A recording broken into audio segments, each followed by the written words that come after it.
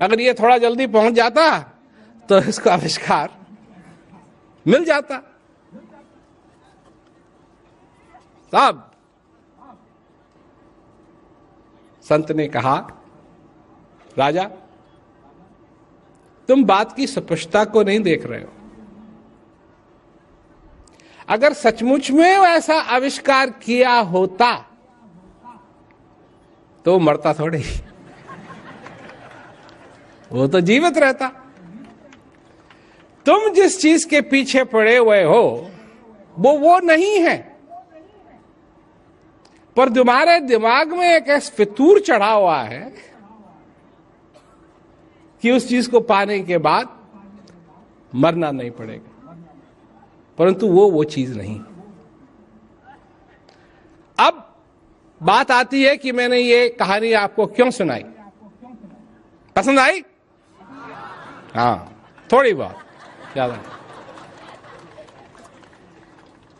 क्योंकि हम जाते हैं, लोगों को सुनाते हैं कि भाई जिस चीज की तुमको तलाश है वो तुम्हारे अंदर है।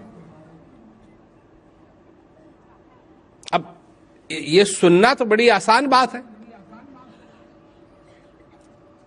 और कई लोग हैं जब हमारी बात सुनते हैं कि जिस चीज की तुमको तलाश है वो तुम्हारे अंदर है, तो अपना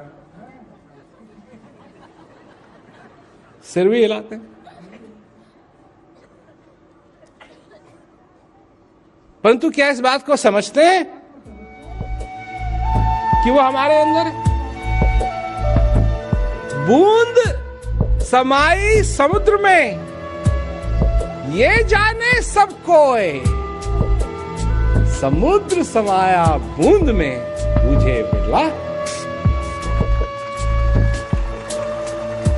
इस बूंद में सारा समुद्र समाया हुआ। वो बूंद और कोई नहीं, तुम ही हो वो बूंद जिसके अंदर सारा समुद्र समाया हुआ। सब कुछ आ गया इसमें, किसी चीज की कमी नहीं है। तुमको कमी है तो तुम्हारे मन को कमी है, तुमको कमी नहीं है। जो महीने के लिए 9 महीने के लिए तुम्हारी जिसने देखभाल की, वो सारी जिंदगी भर भी तुम्हारी देखभाल करेगा। देखभाल करने की बात अलग है और तुम्हारा मनोरंजन करने की बात अलग है।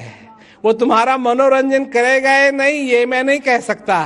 तुम अगर उसको अपनी मन की इच्छाओं की पूर्ति के लिए चाहते हो तो वो नहीं करेगा, परंतु जहां तक इस श्वास की बात है यही उसकी कृपा है। और ये जब तक तुम्हारे अंदर आ रहा है, जा रहा है, तुमको किस चीज की परवाह है? किस चीज की परवाह? नर्तन भव वारिद कहूं बेरो। लोग सब पूछते हैं ना ये प्रश्न कि हमको जन्म क्यों मिला है। नर्तन भव वारिद कहूं बेरो, सन्मुख मरुत अनुग्रह मेरो। इस श्वास का आना जाना ही मेरी कृपा।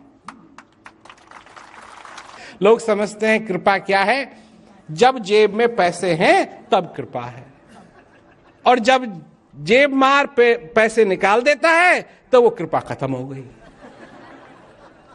और फिर बटवा मिल जाए तो फिर कृपा हो गई, और फिर बटवा गुम हो जाए तो फिर कृपा खत्म हो गई। यही कृपा चाहिए तुमको अपने जीवन में। विचार करो, ये एक मौका है। अच्छा, दूसरी बात, लोग समझते हैं फिर आएंगे।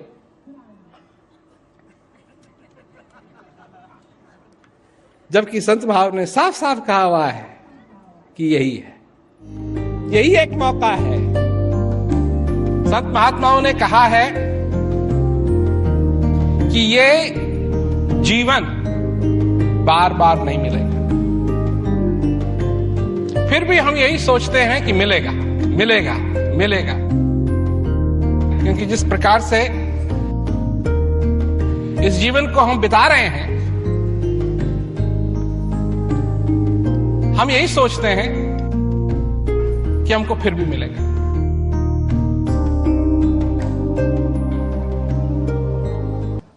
देखिए, हम खाने में नमक क्यों डालते हैं?